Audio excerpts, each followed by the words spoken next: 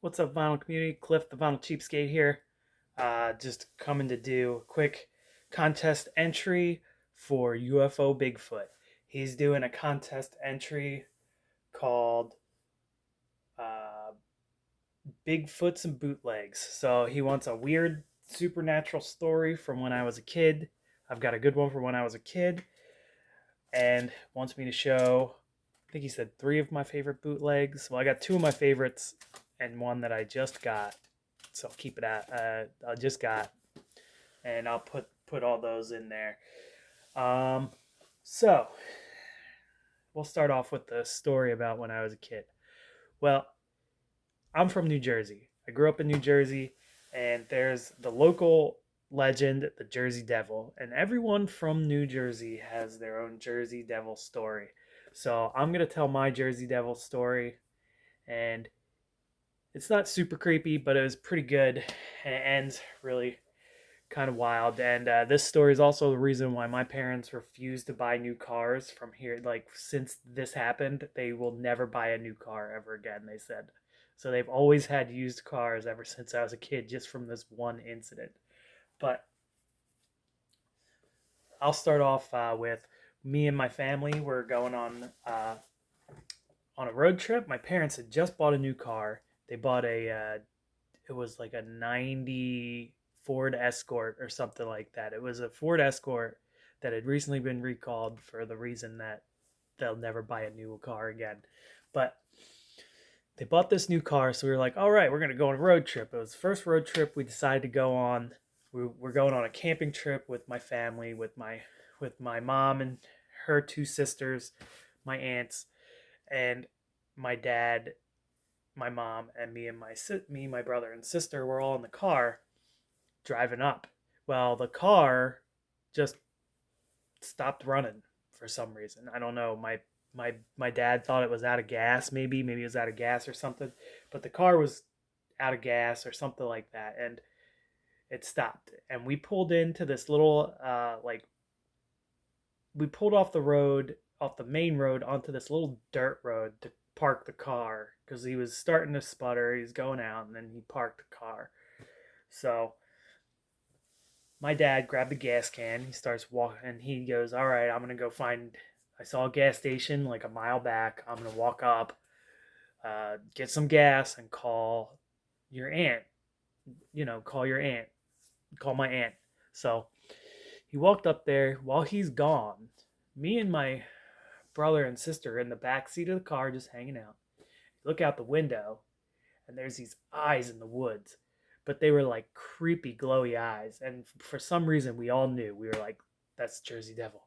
And there were these glowing eyes, and they were human sized. They were up, they weren't like where you'd see them for like a deer where it's like chest height on you or anything. They were like big. They were high up. They were probably about 7 feet in the air.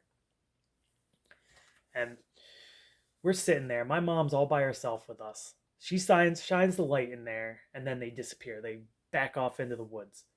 So we're sitting there. We must have been there for about 45 minutes to an hour. My mom's sitting there in the car with us, and she's just with like three little kids, like freaking out in the back seat.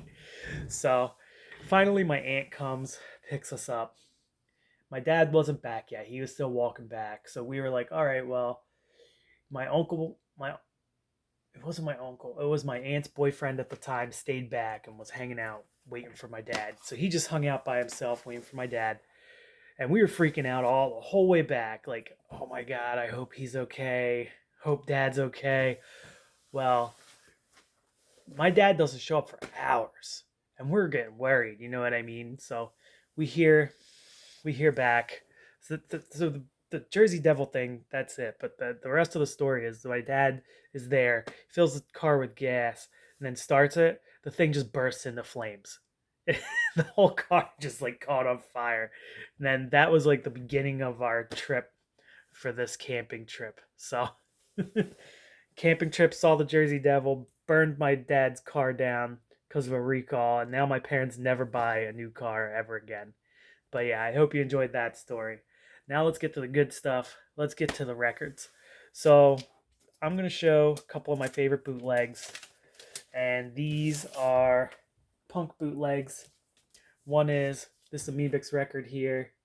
Uh, there's official copies of this. This is a bootleg copy, and I found this out because, well, first off, the jacket's pretty flimsy, but that was normal in the 80s.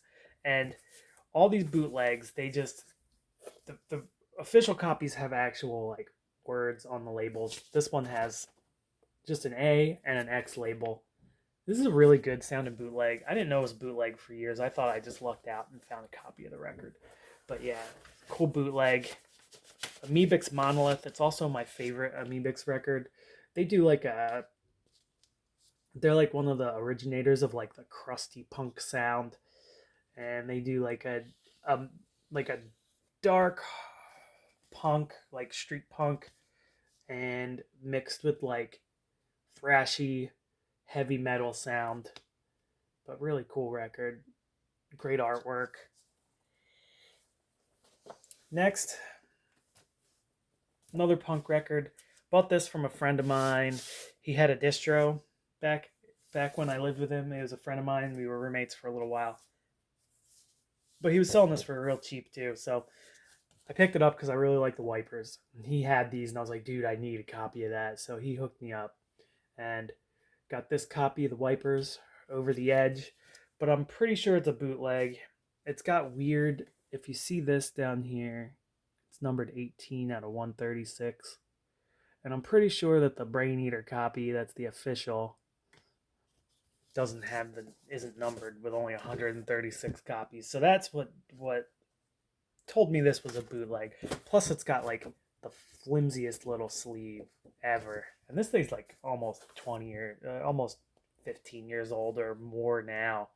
So, but it sounds great. Great sounding bootlegs. One of my favorite records of all time. I know Jackpot did a repress. I'm probably going to buy that eventually. This has been holding me over for years and years and years, but I think I'm going to buy an official just because I really love this record so much that I wouldn't mind having 2 copies. And last is one that I think just got released. I'm not sure if this one's a bootleg. I think it is. This got released this year. I'm not sure who pressed it. I bought it from TKO Records. It doesn't say anywhere on here that it's a TKO Records release. I see no signs of any kind of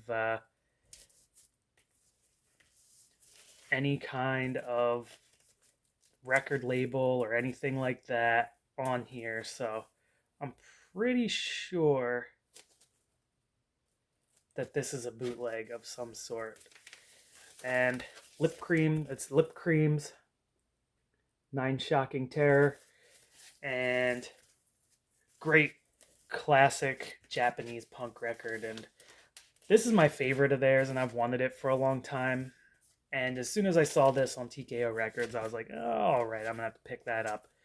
So this is going to be also, I think I'm probably going to put this in a Vinyl Finds video. So if you don't watch my video, I'll show this bad boy again. But that's it. They're my bootlegs. That's my story, and I'm sticking to it. Thank you to UFO Bigfoot for putting on this contest. Great prize. The Sam Hain bootleg is a great prize, and hope I get it. Fingers crossed. But anyway, cheers. Have a good one.